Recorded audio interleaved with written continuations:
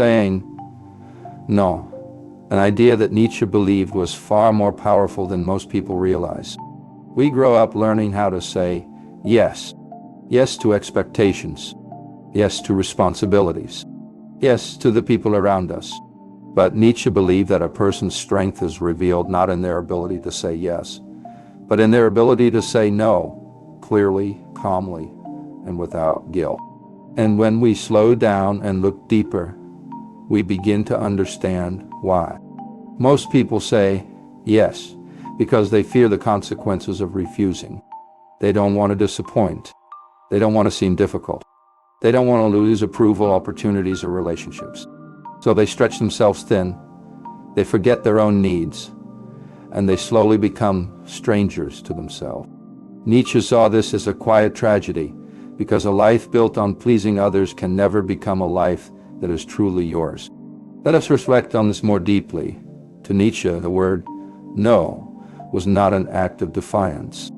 It was an act of self-respect, a way of protecting your energy, your direction, and your identity. He believed that when you say no, you are choosing authenticity over comfort. You are choosing what aligns with your spirit rather than what is simply expected of you. And this choice, he believed, is the beginning of strength. Now, consider this. When someone says yes to everything, they are not being kind. They are being afraid. Afraid of being misunderstood. Afraid of being judged. Afraid of losing their place in the group. Nietzsche would say, a person who cannot say no cannot say yes either, because both words lose their meaning when they are spoken without freedom. He believed that a person must learn to disappoint others in order to stop disappointing themselves. Let us slow down for a moment. Think about the last time you said yes when everything inside you wanted to say no. Maybe you took on a responsibility you didn't have time for. Maybe you agreed to meet someone when you needed rest. Maybe you allowed someone to cross a boundary because you didn't want conflict. In that moment, your yes was not an expression of your truth. It was a sacrifice of your truth. Nietzsche believed that every unnecessary yes weakens a person, not in a dramatic way, but in a subtle way that slowly erodes their sense of self. Now consider this. Saying no does not require strength at first. It creates strength. The first few times feel uncomfortable. You feel guilty. You wonder if you made the wrong choice. You worry about what others will think. But slowly, something changes. You begin to notice a new clarity.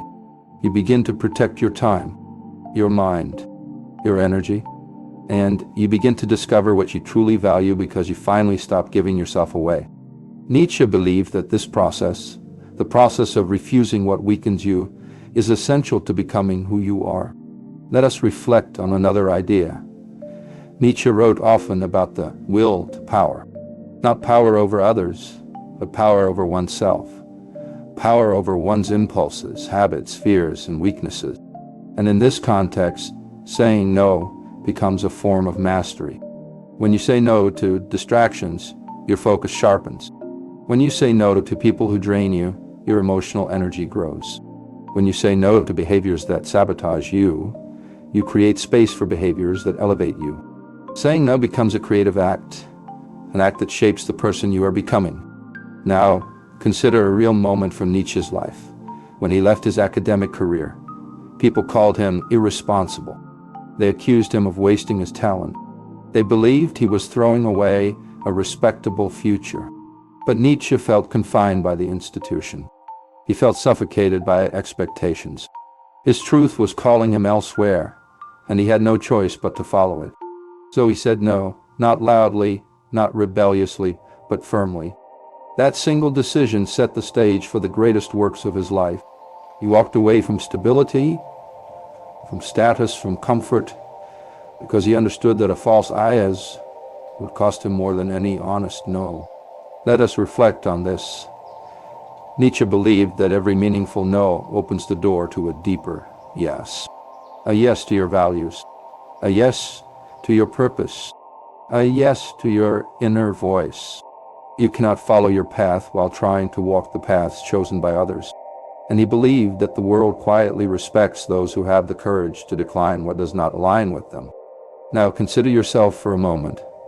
How much of your life has been shaped by fear of saying no? How many times did your silence become permission? How many times did your agreement become a burden? How many times did your yes create a life that didn't feel like your own? Nietzsche would gently suggest that the root of this fear is the desire to be liked, a desire so subtle we barely notice it shaping our choices. But he believed a person must outgrow the need for approval if they want to grow into their true form. Let us consider another angle. Saying no does not make you unkind. It makes your kindness real. Because when your yes is honest, it carries weight. It carries intention. It carries truth. People trust a person who has the strength to refuse, and they quietly admire someone who has boundaries. Boundaries, Nietzsche believed, are a sign of inner order, a sign that a person knows their limits, values their time, and respects their own life. Now let's go deeper. Nietzsche believed that people often say yes because they fear being alone, but he argued that solitude is not something to avoid, but something to understand. Solitude gives you the freedom to think without interruption. It gives you the clarity to choose without pressure. It gives you the courage to act from your own nature rather than from external validation. A person who is comfortable being alone does not fear saying no, because they are not afraid of standing apart. And Nietzsche believed that the one who can stand apart is the one who can stand strong. Let us reflect further.